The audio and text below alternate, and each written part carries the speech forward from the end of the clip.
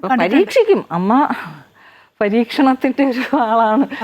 കുറേ പരീക്ഷിക്കും, പക്ഷേ കുറേ പരീക്ഷിക്കും, നമ്മളവിടെ പോയി നിന്ന് കുറെ കരയും, അവസാനം ആ കരച്ചിലങ്ങ് മാറും. സ്വന്തം വീട്ടിൽ നമ്മളിപ്പോൾ നമ്മുടെ വീട്ടിലൊരു അമ്മയോ അമ്മുമ്മയോ ഒക്കെ ഉണ്ടെങ്കിൽ നമ്മൾ ചില കാര്യങ്ങളൊക്കെ നമ്മൾ ധൈര്യമായിട്ട് പോയി പറയുമല്ലോ, തുറന്ന് പറയാമല്ലോ. അത്തരത്തിലൊരു കൂട്ടാണല്ലോ പണ്ട് കാലങ്ങളിലെ കുടുംബത്തിലുള്ള. അപ്പം അതുപോലെ കുടുംബത്തിലുള്ള ഒരു അമ്മയായിട്ട് തന്നെയാണ് പലരും കാണുന്നത്. നമ്മൾ അവിടെ ചെന്ന് നിന്ന് പറയുന്നു, അല്ലെങ്കിൽ ചിലർ വീട്ടിൽ വിളക്ക് കത്തിക്കുന്ന സമയത്ത് കാര്യം പറയുന്നു. ഞാനൊക്കെ സംസാരിക്കാറുണ്ട് ദേവിയോട് കാര്യങ്ങൾ, നല്ലതായാലും ചിലപ്പോൾ ദേഷ്യം സങ്കടമൊക്കെ വരുമ്പോൾ കുറച്ച് ഹാർഷായിട്ട് പറയാം, ഇങ്ങനെ ചെയ്തല്ലോ, ഞാൻ ഇനി അങ്ങോട്ട് വരുന്ന പ്രശ്നം.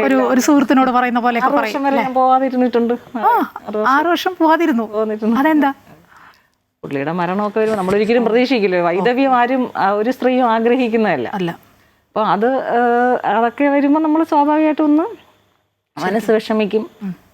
പിണക്കം അമ്മയോട്, ഇനി അങ്ങോട്ട് വരുന്നില്ല. കാരണം എൻ്റെ കല്യാണം നടന്നത് അവിടെയാണ്, കുഞ്ഞുങ്ങളുടെ കുത്തിയോട്ടം നടന്ന അവിടെയാണ്, ചോറൂണ്, ഇതെല്ലാം ദേവിയായിട്ട് ബന്ധപ്പെട്ടാണ് എൻ്റെ ജീവിതം ആ സമയത്തൊക്കെ പൊക്കോണ്ടിരുന്നത്.